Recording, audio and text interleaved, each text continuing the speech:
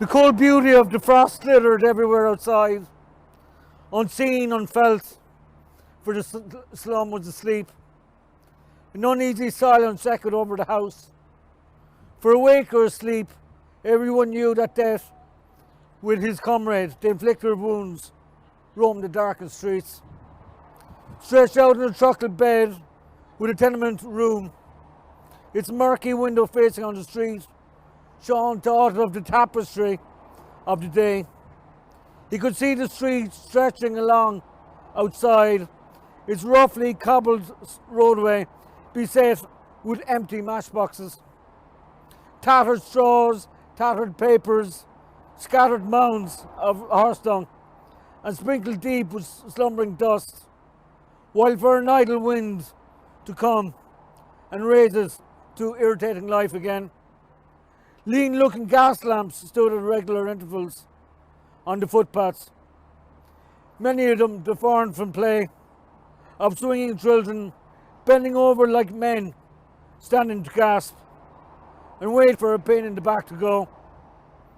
The melancholy pathway meandered along by the side of the tall houses, leading everywhere to tarnishing labour, to consumption's cough, to the witherings of fever, to bitter mutterings against life, and frantic calls in St. Anthony, Little Flower, and Bernadette of Misbale, to absent helps in time of trouble.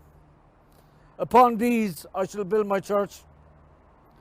There were the houses too, a long lurching row of discontented incurables, smirched with the age-long marks of ague, fevers, cancer and consumption.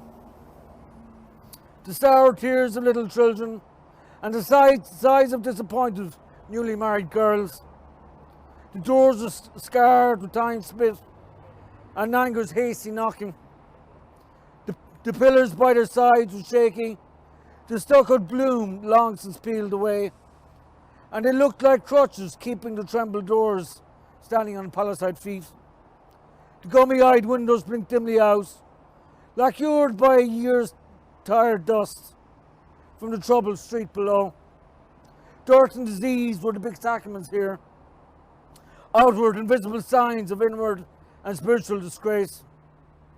The people bought its cheapest things in food they could find in order to live, to work, to worship.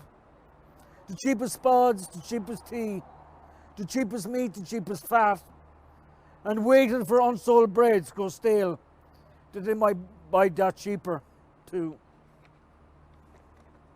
Here they gathered up the fragments so that nothing would be lost. The streets were long, hard corridors of rottenness and ruin. What wonderful mind of memory could link this shrieking wretchedness with the flaunting gorgeousness of silk and satin, with bloom of rose and scent of lavender? 1,000 years must have passed since the last lavender lady was carried out feet first, from the last surviving one of them. Even the sun shudders now when she touches the roof, for she feels some evil has chilled the glow of her garment. The flower that her once bloomed is dead forever. No wallflower here has crept into a favourite cranny. Sight and sign of the primrose are far away. No room here for a dance of daffodils, no swallow twittering under a shady eave, and it was sad to see a nod sparrow seeking a yellow grain from the mocking dust.